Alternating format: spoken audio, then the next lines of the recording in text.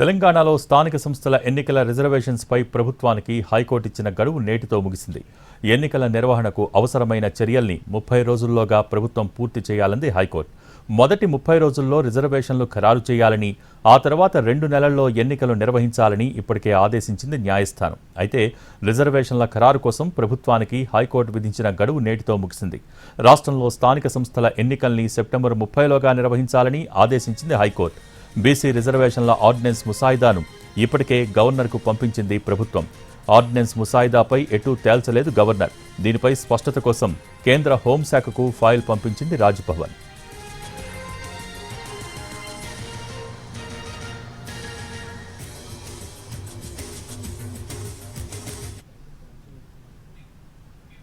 High court ఇచ్చిన గడువులోపు బీసీలకు 42% రిజర్వేషన్లతోనే స్థానిక ఎన్నికలు నిర్వహిస్తామన్నారు మంత్రి పొన్నం ప్రభాకర్.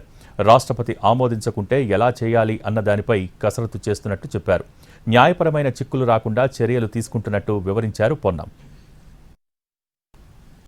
సంబంధించి ఏకసభ్య కమిషన్ అన్ని కూడా ఆ కూర్పు చేసింది.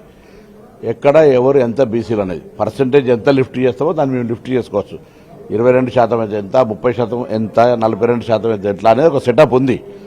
మేము దానికి సంబంధించినటువంటి అన్ని ప్రక్రియలు, న్యాయపరమైన ప్రక్రియలని పూర్తి చేసుకుని ముందుకు పోతున్నాం. గవర్నర్ గారు ఆమోదించారు. బ్యారికేడ్ 18 పంచాయతీరాజ్ యాక్ట్లో 50% ఉంటే దాన్ని తొలగించుకొని ఆర్డినెన్స్ చేసుకున్నాం. గౌరవ రాష్ట్రపతి గారు కూడా తొందరలో ఇస్తారు. ఇవ్వకపోతే ఎట్లా చేయాలనేటువంటి ఆలోచనతో ప్రభుత్వం ముందుకు పోతా ఉంది.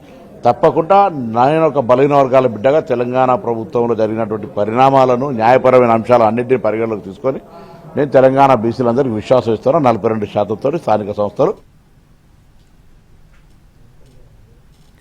తెలంగాణలో స్థానిక సంస్థల ఎన్నికల రిజర్వేషన్స్పై ప్రభుత్వానికి హైకోర్టు ఇచ్చిన గడువు నేటితో ముగిసింది. ఎన్నికల నిర్వహణకు అవసరమైన చర్యల్ని 30 రోజుల్లోగా ప్రభుత్వం పూర్తి చేయాలంది హైకోర్టు. మొదటి 30 రోజుల్లో రిజర్వేషన్లు ఖరారు చేయాలని, ఆ తర్వాత 2 నెలల్లో ఎన్నికలు నిర్వహించాలని ఇప్పటికే ఆదేశించింది న్యాయస్థానం.